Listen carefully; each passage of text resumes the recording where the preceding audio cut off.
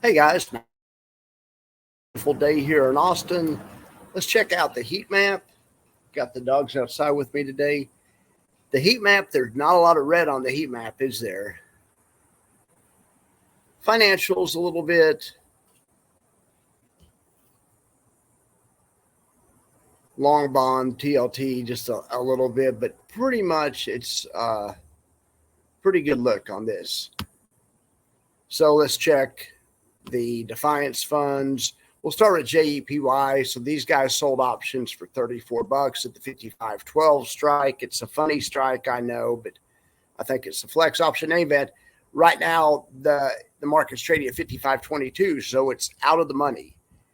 So that means they're realizing all of the profit because we sold it. So we want it to be out of the money, right? So $643,000 is what these fund managers are going for.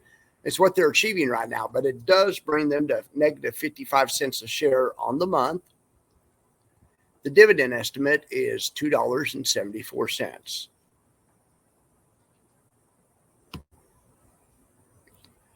Triple QY.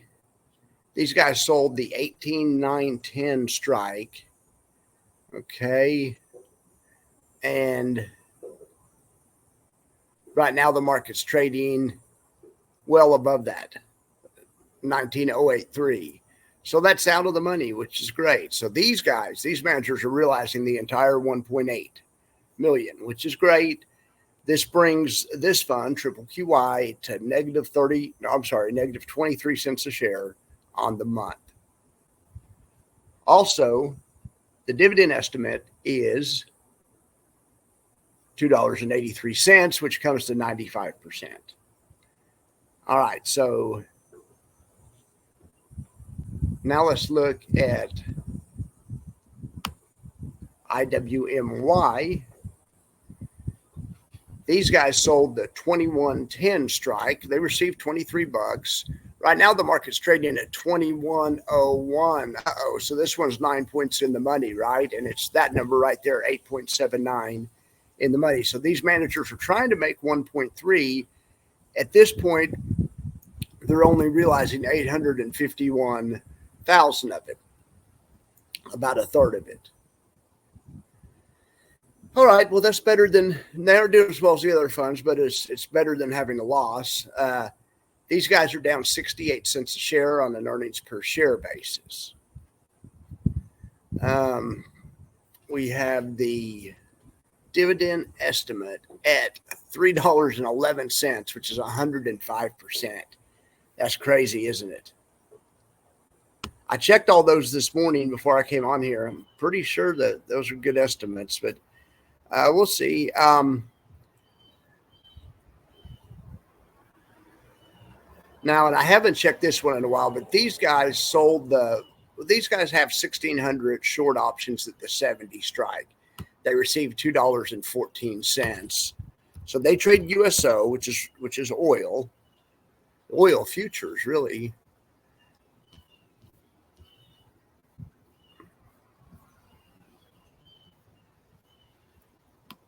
Okay. They're right at the bottom line. Let's go on a 30-minute time frame. They're right at the bottom line, which is break even. I'm trying to get a little better picture on it. They rallied up into the money today, or where they could make a little money, and now they've rallied right back to the break-even point for the trade. Okay, so this is 70. They sold the 70 strike option. So this line, if I drew it right, should be at 70. All right. And it was $2.11. So this line, if I drew it right, ought to be at 67.89. But anyway, which is right about where the market's trading now. Right? Simple math. Options are just, pluses and minuses. Pretty much simple math. USO is trading at 67.94. Yeah. So, and what did I say? I said 89 was the break even. So it's 94.89 is a nickel above break even. So now let's look at the spreadsheet and see if the spreadsheet, this spreadsheet doesn't figure it out in real time. Anyway, that's fine. All right. So let's look at some other stuff. Let's go down here to the infamous chart number 11. All right, otherwise known as AKA the buffer report. All right, let's see what's going on today. Let's look at the outperformers first. Boy, ZIVB killing it. Nice job, ZIVB. AIPI, the AI-based Rex shares, similar to FEPI. I call that one a stablemate of, it's like FEPI's sister or brother fund. People love FEPI. I really haven't studied that one that much, AIPI, but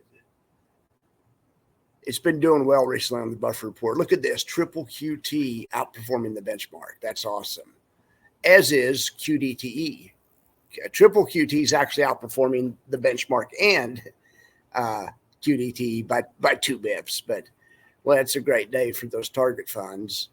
Let's see who else is looking good. The Goldman Fund, GPIQ, looking really nice. I never talk about that one. KLIP, was that China related? It's KWeb. They sell options on KWeb. I'm kind of bearish on China, but it doesn't really matter for covered calls. It matters a little bit, though. You at least want something that's stable. I don't even know if you would call the Chinese market stable over the next 5 years. So that's what scares me away from KLIP, but who knows? Maybe I'll listen to too much propaganda. I may be wrong. All right, so let's see kind of the underperformers. SPY-T is definitely disappointing, as is iSpy.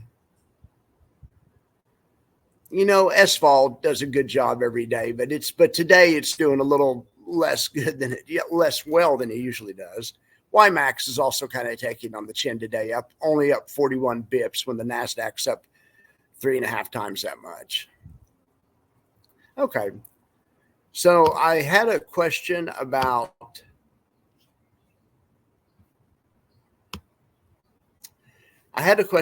this.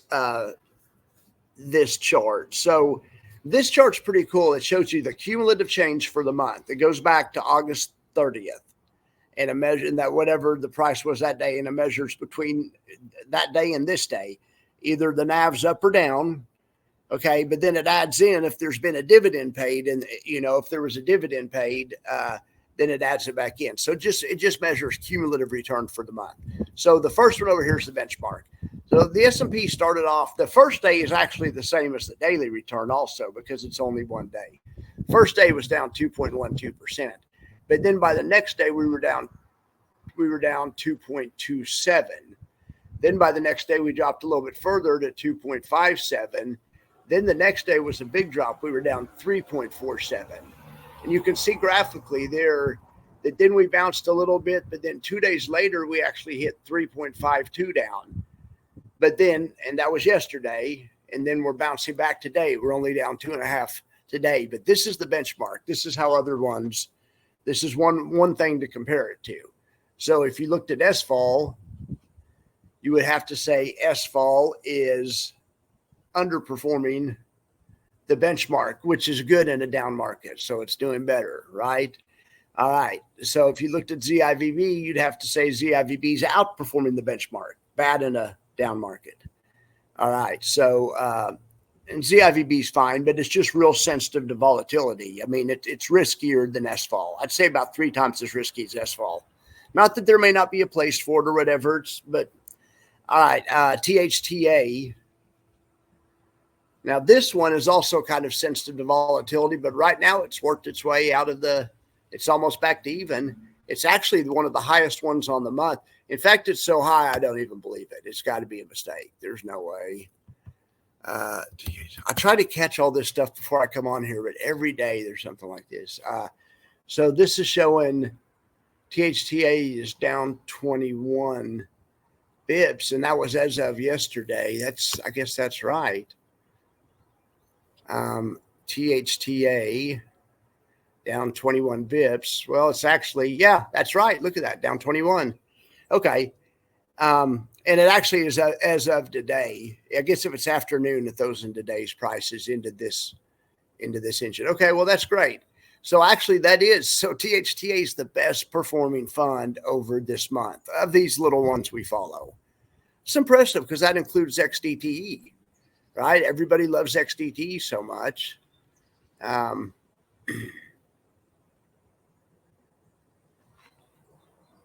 It's down almost 2% right now. And we have iSpy down a little bit more. XDT is one of the better funds, though. SPY looks really good here, and really JEPI looks really good.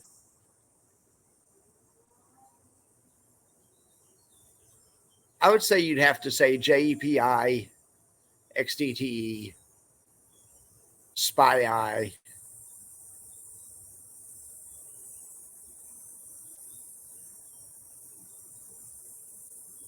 I mean, JEPY doesn't look bad either.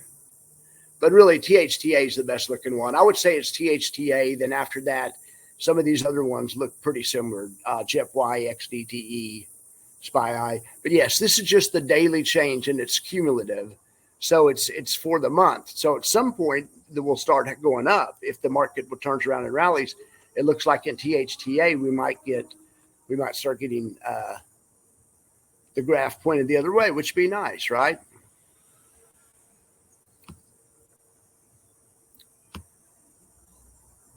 Okay, let's see what else we have going on. Let's talk earnings. Let's see, it's earnings after the bell today. I really haven't heard of any of those.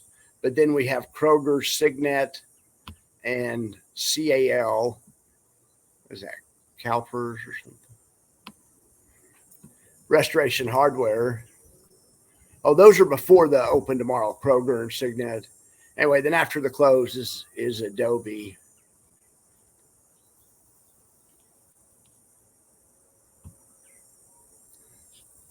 All right, let's see what's moving right now. We know what's moving down is damn GameStop. Now, they had an earnings report yesterday. I wonder if ULTY has any GameStop. I bet they do.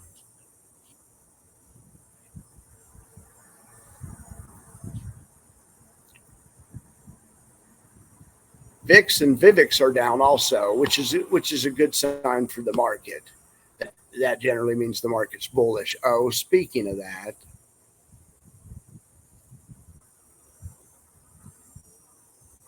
oh no. Whew. I almost hit delete again. All right, I've done that once and I had to reconstruct it. We really don't need the top pane. I made the bottom pane is the market, is the SPY with all the signals. The big box is a longer time frame, trend following strategy. The smaller boxes, the change more often is a shorter time frame. In any event, right now we're on, unfortunately, this hasn't been doing great lately. Last night at the close, the system went positive. This happens in trend following systems. It's called getting whipsawed. Went positive at the close last night because this is a rules-based system. It can't predict the future. It's just trend following, right? And I try to design this where this kind of stuff is minimized and doesn't happen, but it does occasionally. Well, and then the next morning we opened up when we were in the red again. And it's looking like by the close we might be in the green again. But anyway, this happens sometimes. And I don't know. Yeah, we will be in the green again by the close. We're in the green again right now. Gosh darn it.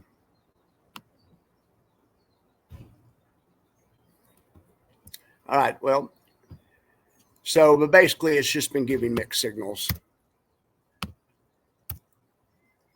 Just been giving mixed signals. I'm going to draw this really quick.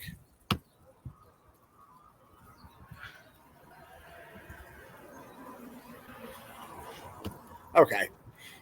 All right. So longer time frame is still bearish, but the shorter time frame is green. All right. So let's see what else is moving. Coinbase is down today. Coney's down. Bitcoin's down, but not by much. TLT's long bond, it's up a little bit. Now let's see what the NVIDIA is what's really holding the market up today. Look at that. Wow. So NVDY must be capped. AMD looking really nice. AMDY catching about 75, maybe 70% of the upside. Not great, but better than NVDY, right?